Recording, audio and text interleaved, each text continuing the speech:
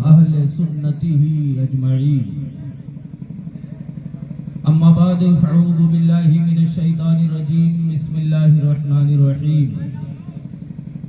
قال الله تعالى في القرآن المجيد والفرقان الحميد ذلك الكتاب لا ريب فيه صدق الله العلي العظيم وبلغنا رسوله النبي الأمين المتين المبين المعين الكريم ونحن على ذلك لمن الشاهدين والشاكرين والحمد لله رب العالمين.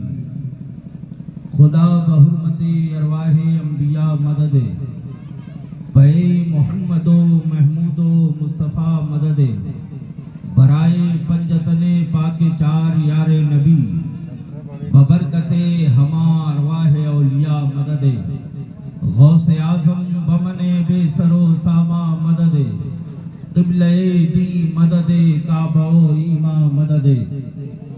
سرکار اعلیٰ حضرت فرماتے سب سے اعلیٰ و اولا ہمارا نبی، سب سے بہتر و بالا ہمارا نبی، اور سب چمک والے اجلوں میں چمکا کیے اندھے شیشوں میں چمکا ہمارا نبی، اور جن کی دو بوند ہیں کوثر و سلسبیل ہے وہ رحمت کا دریا ہمارا نبی. اور کون دیتا ہے دینے کو منہ چاہیے، دینے والا ہے سچا ہمارا نبی. آئیے ہم اور آپ مل کر اپنے اور سارے جہان کے مرکز عقیدت گنبد خضرا میں آرام فرمانے والے آقا کی بارگاہ میں بڑے ہی ادب و احترام کے ساتھ، جس کو اپنے نبی سے اپنے آقا سے جتنی محبت ہے اتنی اونچی آواز میں سرکار کی بارگاہ میں درود و سلام کی ڈالیاں پیش کریں اور پڑھیں بآواز بلند اللہم صلی علی سیدنا و مولانا محمد مادر الجود والکرم والہ الکرام ابنہ الکریم مبارک وسلم صلاۃ و سلام علیک یا رسول اللہ صلی اللہ تعالی علیہ وسلم. ایک بار اور نبی اور آل نبی کی بارگاہ میں درود شریف پڑھ لیں. اللہم صلی علی سیدنا و مولانا محمد مبارک وسلم صلاۃ و سلام علیک یا رسول اللہ صلی اللہ تعالی علیہ وسلم. حضرات، ابھی میں نے جس آیت مقدسہ کا ذکر کیا ہے، اللہ تبارک و تعالی کلام مجید فرقان حمید قرآن مجید میں ارشاد فرماتا ہے ذالک الکتاب لا ریب فیہ. حضرات، اس کا سیدھا سادہ ترجمہ یہ ہے کہ وہ کتاب، وہ بلند مرتبے والی کتاب جس میں کوئی شک کی گنجائش نہیں. آج آپ حضرات دستار بندی کے پربہار موقع پر آئے ہیں. آپ حضرات اپنے ماتھے کی نگاہوں سے دیکھیں گے کہ حافظ قرآن کے سر پہ دستار باندھی جائے گی. اپنے ماتھی کی نگاہوں سے آپ حضرات ملاحظہ کریں گے اللہ تبارک و تعالی اسی قرآن کے بارے میں فرماتا ہے جس قرآن کو پڑھ کے انسان حافظ بنتا ہے. اسی قرآن کے بارے میں اللہ تبارک و تعالی فرماتا ہے ذالک الکتاب لا ریب فیہ، یعنی یہ وہ کتاب ہے جس میں کوئی شک کی گنجائش نہیں ہے. حضرات، کتاب ہمارے سامنے ہوتی ہے، اس کا ترجمہ دیکھا جائے تو ذالکہ اس میں اشارہ ہے، یعنی وہ کتاب.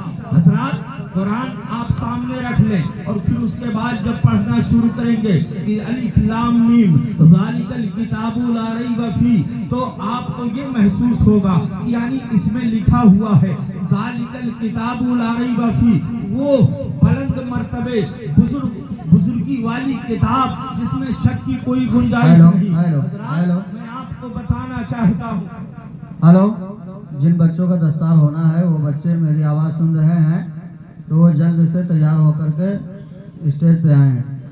جن بچوں کا دستار ہونا ہے وہ بچے جلد سے تیار ہو کر کے اسٹیج پہ آ جائیں.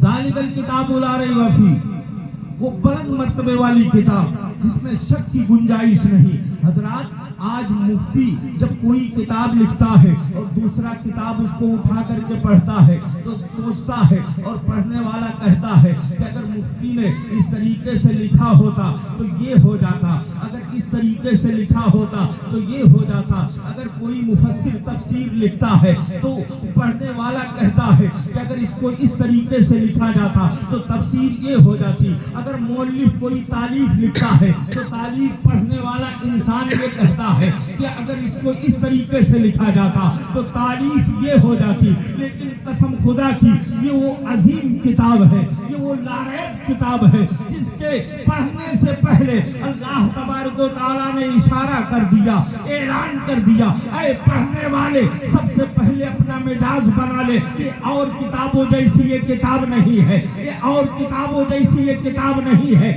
یہ لاریب کتاب ہے، یہ زمینی کتاب نہیں ہے بلکہ آسمانی کتاب ہے۔ اے پڑھنے والے سن لے، اس میں شک کی کوئی گنجائش نہیں ہے، دل میں سوچنا بھی بہتر نہیں ہوگا اور شک کرنا تیرا بیکار ہو جائے گا۔ اسی لیے اللہ تبارک و تعالیٰ نے فرما دیا اس میں شک کی گنجائش نہیں ہے، اور شک ہوگا بھی تو کیسے ہوگا؟ یہ کتاب عرش سے آئی ہے، سب سے پہلے لوح محفوظ پر تھی اور لوح محفوظ سے اللہ تبارک و تعالیٰ نے حضرت جبریل امین کے حوالے کیا۔ وہی قرآن حضرت جبریل امین لے کر جب چلے تو اللہ تبارک و تعالیٰ نے گویا اشارہ کر دیا کہ اے دیکھنے والوں دیکھ لو کہ جبریل لے کر جا رہا ہے، اور اس کے اوپر بھی شک نہ کرنا کیونکہ میں نے اس کو امین بنا کر کے بھیجا ہے۔ اللہ اکبر، یہ امانت میں خیانت نہیں کر سکتا ہے۔ حضرت جبریل لے کر کے مصطفیٰ کی بارگاہ میں آ رہے ہیں اور مصطفیٰ جان احمد ہم سب کو دے رہے ہیں۔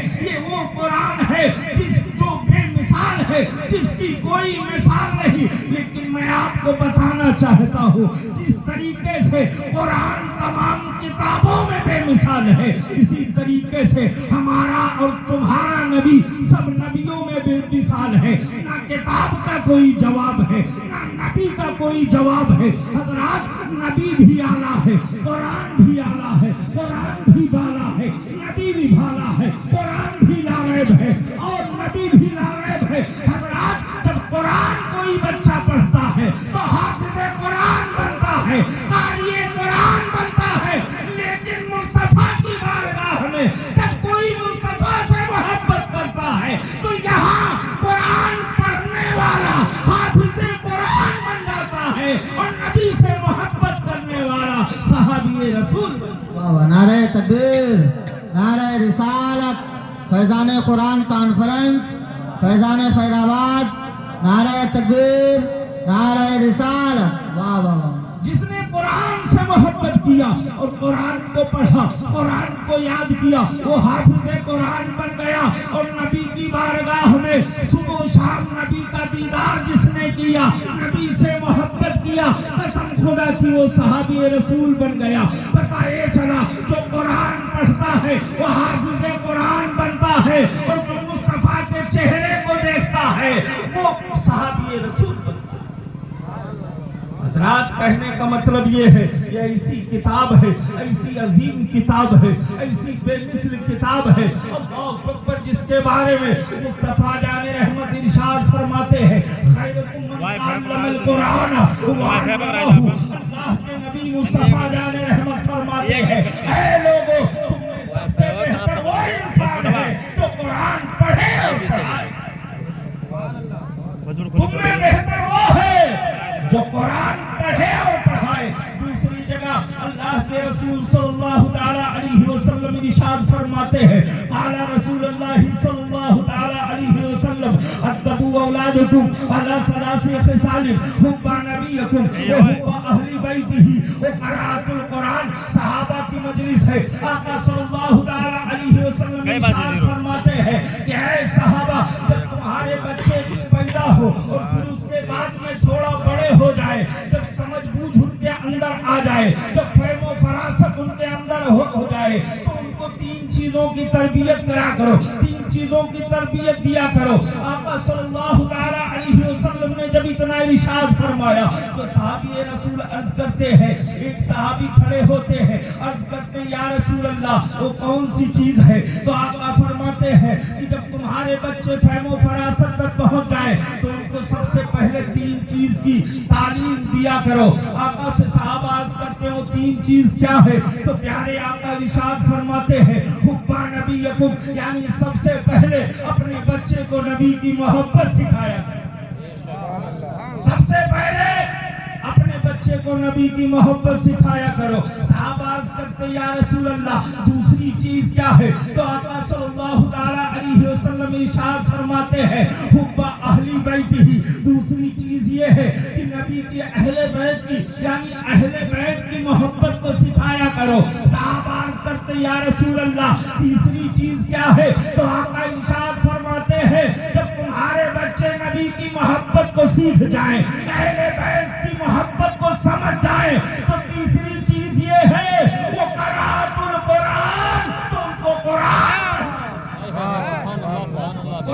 پڑھنا بتایا کرو۔ حضرات آج انسان سوچتا ہے کہ حافظ بنانے سے کیا فائدہ ہے؟ میں آپ کو بتانا چاہتا ہوں حافظ بنانے سے بہت فائدہ ہے، اتنا فائدہ ہے، اتنا فائدہ ہے قسم خدا کی تم یہاں بھی کامیاب ہو جاؤ گے، قبر میں بھی کامیاب ہو جاؤ گے، میدان محشر میں بھی کامیاب ہو جاؤ گے۔ آپ پوچھو کہ مولانا حسنین رضا صاحب وہ کیسے؟ تو میں آپ کو بتانا چاہتا ہوں، میں اپنے باپ کی بات نہیں بتا رہا بلکہ مصطفیٰ جان رحمت کی بات بتا رہا ہوں۔ حضرت ابو درداء راوی ہے، آقا صلی اللہ علیہ وسلم ارشاد فرماتے ہیں کہ ایک حافظ کا وہ مرتبہ ہے جب حافظ قرآن کو موت آتی ہے، قرآن اس کے سینے میں ہوتا ہے، قرآن اس کے سینے میں ہوتا ہے، جب اس کو نہلایا جاتا ہے مصطفیٰ فرماتے ہیں قرآن اس کے سینے میں ہوتا ہے، جب اس کو کفن پہنایا جاتا ہے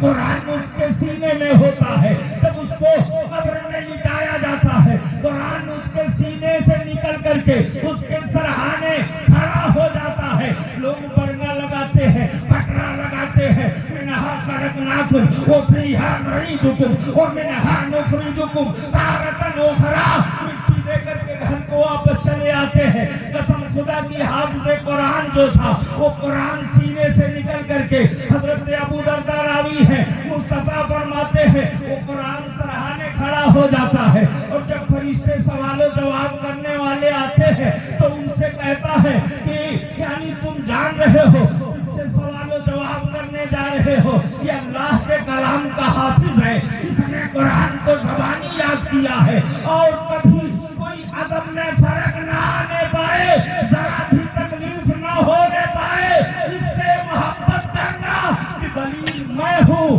تیسرے دنیا میں مجھ سے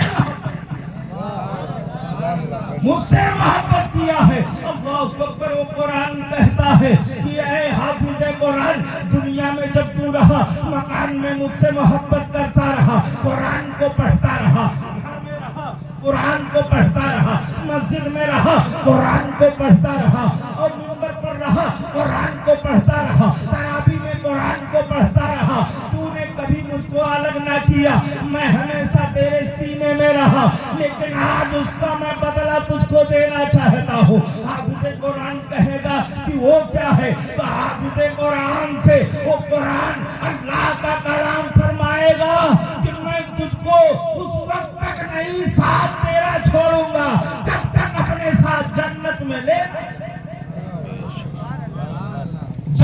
اپنے ساتھ میں لے کر جاؤں گا۔ اللہ اکبر، وہ حافظ قرآن ہے، وہ قرآن کھڑا ہوگا اور اللہ کی بارگاہ میں دعا کرے گا، مولا یہ حافظ قرآن تھا اب قبر میں آیا ہے، پہلے آسمان کے نیچے تھا، زمین کے اوپر